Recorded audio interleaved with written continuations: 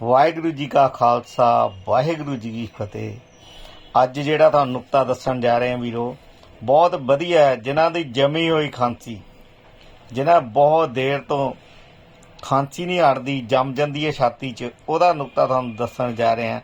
बिल्कुल ध्यान नाल सुणिओ, अगे ते अगे शेयर करिओ, सरबत दा भला करिओ। जे किसी वीर दा भला हो जाएगा, जे किसी दी इन्नी खांसी आती है, इनू जरूर शेयर करना कि बहुत ही ज़्यादा कई बजुर्ग बंदे बहुत ज़्यादा दुखी होंगे ने। कई बंदे टाईफाइड का हो जाता नुकस, छाती के जमी रही। और मेरे को दवाई तुम मंगा सकते हो, थानू 4 दिन के आराम आ जाएगा, पक्का इलाज आ।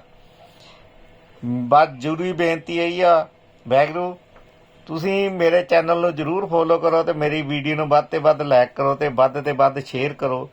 ये बेनती नूं जरूर प्रवान करना। और नाल ही जिहड़े वीरां नूं पत्थरी पित्ते चा या गुरदे चा वो दवाई मंगा सकते ने वीर। और जिहड़े वीर नूं रसौलियां 15 दिन च खत्म हो जांदियां जी, बहुत वधिया दवाई आ, तुसीं एक बार लैके देखो। नुकते वाल आइए, तुहानूं नुकते दे बारे मैं दसदा। जमी हुई खांसी का पिपला मगा नूं कहंदे आ।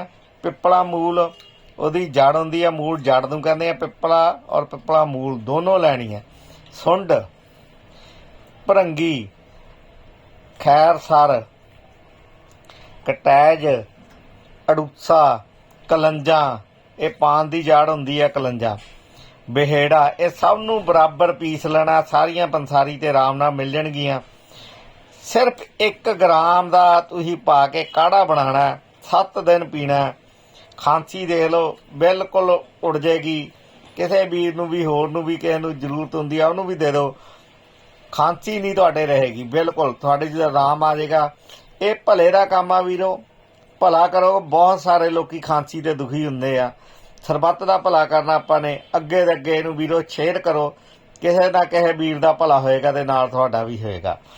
बस खास बेनती यही है भी चैनल नूं जरूर फॉलो कर लो, तो मेरी वीडियो नूं ਵੱਧ ਤੋਂ ਵੱਧ ਲਾਇਕ ਕਰ ਲਓ, ਤੇ ਵੱਧ ਸ਼ੇਅਰ ਕਰੋ, ਕਿਉਂ ਸਰਬੱਤ ਦਾ ਭਲਾ ਹੋ ਸਕੇ। ਵਾਹਿਗੁਰੂ ਜੀ ਕਾ ਖਾਲਸਾ ਵਾਹਿਗੁਰੂ ਜੀ ਕੀ ਫਤਿਹ।